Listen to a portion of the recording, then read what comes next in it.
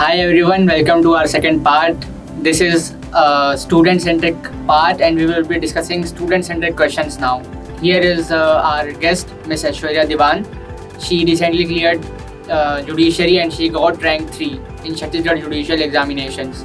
So, ma'am अब आपसे हम स्टूडेंट सेंट्रिक क्वेश्चंस के बारे में बात करेंगे. तो आपका जो इंटरेस्ट है वो लॉ में कैसा मतलब गया कि शुरू से बनना था कि वकील या फिर बन गए जज, ऐसा कुछ रहा? नहीं, इनफैक्ट कभी भी प्लान भी नहीं किया था कि लॉ फील्ड में जाएंगे. प्लानिंग बस इतनी थी कि इंजीनियरिंग नहीं करनी है. I wanted to become a doctor but for some reason I took maths and science background का आ गया.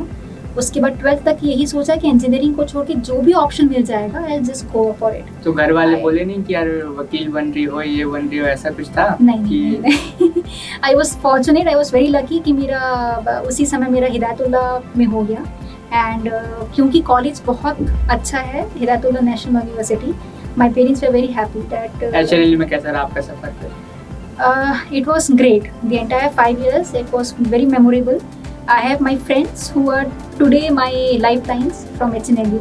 So actually it was very. तो आपको ऐसा लगता था कि यार वाइवास हो रहे हैं, मूड्स हो रहे हैं, प्रोजेक्ट बनाना पड़ रहा है, एग्जामिनेशन, आपको इसमें कोई दिक्कत आई? दिक्कत मतलब वो तो हाँ यार, रोज का तो रोना चलते ही रहता था कि अरे अब एग्जाम है, कल ये मूड है, ऐसा है वैसा है, एग्जाम्स कैसे क्लियर होंगे.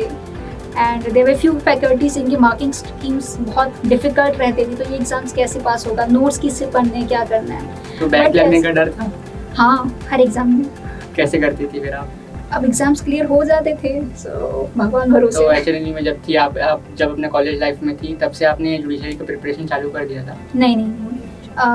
Till 5th year I guess मुझे काफ़ी मन था to join corporate field, but as I had spoken in my last in the first part, public service में भी जाने का मन था. बट वो थोड़ा सा पीयर प्रेशर एक रहता है कि कॉर्पोरेट में जाना है, बॉम्बे दिल्ली में काम करना है, metro cities and all that.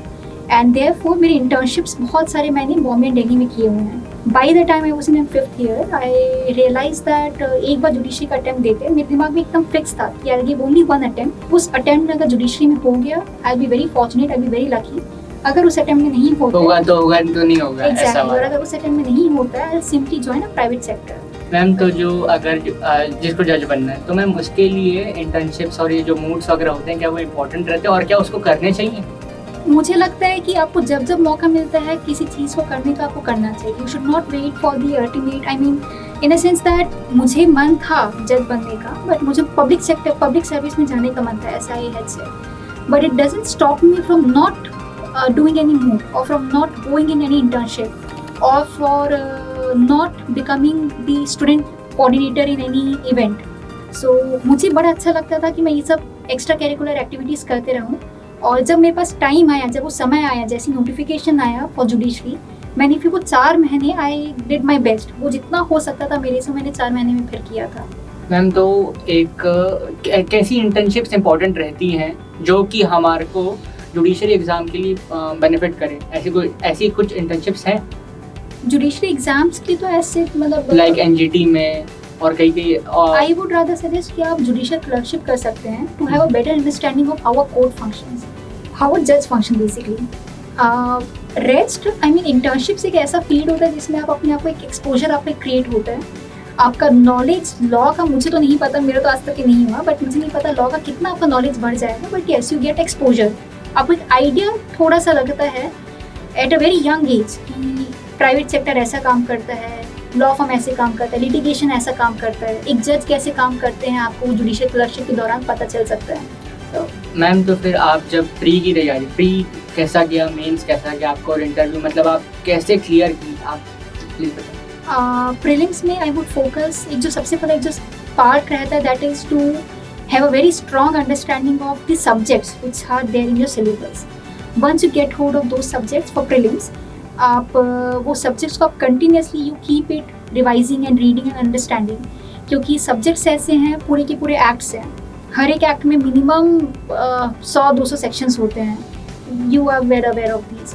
आपको हर सेक्शन को याद करना, उसको मेमोराइज करना, उसको समझना, इट्स अ डिफिकल्ट टास्क. तो आप उसको कंटिन्यूसली पढ़ते रहिए, कभी ना कभी तो आपको रजिस्टर हो ही जाएगा. So at the same time prelims में ऑब्जेक्टिव्स सॉल्व करो. There are many umpteen number of books which are available for objectives. Ma'am कई लोगों को ऐसा रहता है कि जो दिल्ली जुडिशरी बहुत हार्ड है, तो आप क्या दिल्ली जुडिशरी प्रिपेयर कर रही थी?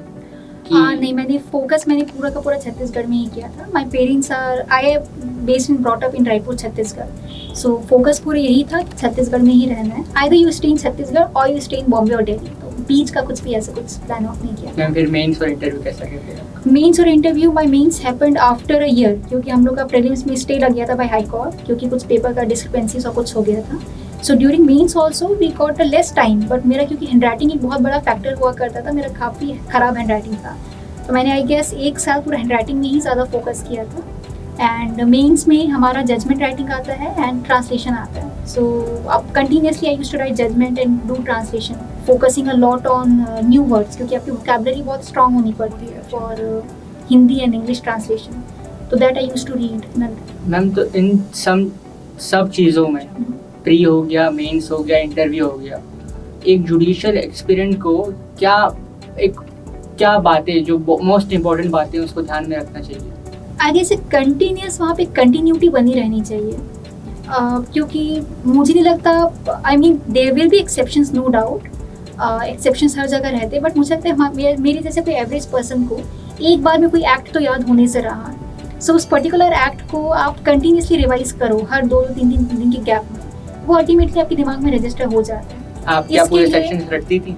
रटना तो हाँ, रटना आप बोल सकते हो, बट यस मैं एकदम वो रोज पढ़ना पड़ता था. रटना would be a bit negative word for that, but yes ये रोज हर एक्ट को आप रोज नहीं पढ़ सकते हो. तो what I had done, I had made a time table for that कि हफ्ते में एक दिन ये वाला एक्ट रहेगा, दूसरे दिन ये वाला एक्ट रहेगा. CBC से RPC तो शायद मैंने भगवान भरोसे छोड़ दिया था, बट ये इसको काफ़ी पढ़ना एक उसमें रहता है. कंटिन्यूसली आप पढ़ते रहो. This is what I am trying to say, continuity बनी रहनी चाहिए. मैम और इंटरव्यू के बारे में बताइए, क्योंकि इंटरव्यू में पता नहीं कि कितने लोग रहते हैं, कैसा रहता है, उसमें पता नहीं भाई कैसा होगा. कई लोग का शॉर्ट चलता है, कई लोग का लॉन्ग चलता है, उसमें लोग उसमें रहते हैं क्या होगा कि नहीं होगा करके. तो आप इसके इंटरव्यू में क्योंकि सब्जेक्ट नहीं पता है, मैंने जैसा सब्जेक्ट एक बहुत इंपॉर्टेंट होता है कि आपका सिलेबस क्या है करके. इंटरव्यू का आपको सिलेबस नहीं पता रहता है, कुछ भी कहीं से भी पूछ सकते हैं. But few things which can be kept in mind is that, अगर आप मुझे जितना समझ में आता है, हम लोग फीमेल्स हैं तो फीमेल्स को वुमन रिलेटेड इशू ज़्यादा पूछा जाता है. जनरल नॉलेज आप किसी भी इंटरव्यू में चले जाओ, जी के आपसे पक्का पूछा जाएगा. G K in the sense current affairs, आपके इर्द गिर्द क्या हो रहा है. So at the same time basic जो लॉ की अंडरस्टैंडिंग होती है वो पूछा जा सकता है. एंड मेरा इंटरव्यू में शायद यही सब क्वेश्चन पूछे गए थे. Mind was very short for 10 to 15 minutes only. Ma'am आप ऐसी कोई एडवाइस देना चाहेंगे हमारे जो जुडिशरी की प्रिपरेशन कर रहे हैं उनके लिए? कॉन्फिडेंस एक कंटिन्यूसली रखना पड़ता है, क्योंकि ये एग्ज़ाम्स ऐसे हैं कि एक बार में ये एग्ज़ाम्स क्लियर होने के बहुत कम, एक बार मतलब ऐसा नहीं है कि आप आज एग्ज़ाम दिए हो कल आपका रिजल्ट आ जाएगा. Exams like competitive exams judiciary, it takes a lot of time. अगर आपका प्रीलिम्स होगा, मेंस होगा, फिर इंटरव्यू होगा, the cycle itself completes in a year. So पूरा 1 साल अपने आप को मोटिवेटेड रखना, अपना कॉन्फिडेंस को उस लेवल पे रखना, it's a very difficult task. This is the most difficult task. आपको एग्ज़ाम तो अलग चीज़ होती है, but to keep your mind stable, that is the very important part. तो क्या होप रखनी चाहिए? होप ही रखना चाहिए और कुछ है नहीं. So just keep your mind stable I guess, because ये बहुत टाइम लेते हैं. These competitive exams takes huge amount of time. वो टाइम पे आप देखते हो कि आपके जो फ्रेंड्स हैं वो किसी कहीं और जॉब कर रहे हैं, वो पार्टी कर रहे हैं, योर पेरेंट्स हैव अलग different type of concerns for you. Peer pressure एक अलग रहता है, रिलेटिव्स के ताने अलग रहते हैं. तो you have to keep yourself very motivated and strong enough कि आपको 1 साल या 2 साल आप एग्जाम्स में दे सको. क्योंकि सिर्फ प्रीलिम्स नहीं देना है आपको प्रीलिम्स देना है, मेंस देना है, फिर इंटरव्यू देना है. और ये तीनों में आप क्लियर भी कर सकते हो, किसी एक स्टेज में आप फेल भी हो सकते हो. So it requires a lot of mental importance over here. Ma'am ऐसा कोई आपके साथ डिसएडवांटेज हुआ या फिर ऐसी कोई बुरी चीज़ हुई जो आपको इसमें आपके विरुद्ध हुई, which is not in your advantage, it was your disadvantage? Yes, for me, like for my entire batch I would rather say, हमारा क्योंकि ग्रेजुएशन 2017 में हो गया था, हमारा पहला notification for us, our first chance to sit for the judiciary exam, that came in 2019. उसके बाद हाई कोर्ट का स्टे लग गया. सो मेरा प्रीलिम्स हुआ था 2019 में, मेरा मेंस हुआ 2020 अक्टूबर में. यस नवंबर सितंबर अक्टूबर में। देन इंटरव्यू लकीली तुरंत हो गया। सो ये पूरी जो फेज था हमारा, that was the first attempt only which we got, और उसी में हमको अपना पूरा 100% देना था, क्योंकि इतना स्ट्रांग मुझे नहीं लगता है कि हर व्यक्ति रहता होगा कि वो और वेट कर सकता कि अरे फिर से नोटिफिकेशन आएगा, मैं फिर से बैठूंगा, मैं फिर से एग्जाम दूंगा। तो yes, that was the biggest advantage for all of us. So thank you, ma'am, for being here, and thank you for your valuable time, and thank you all for joining us.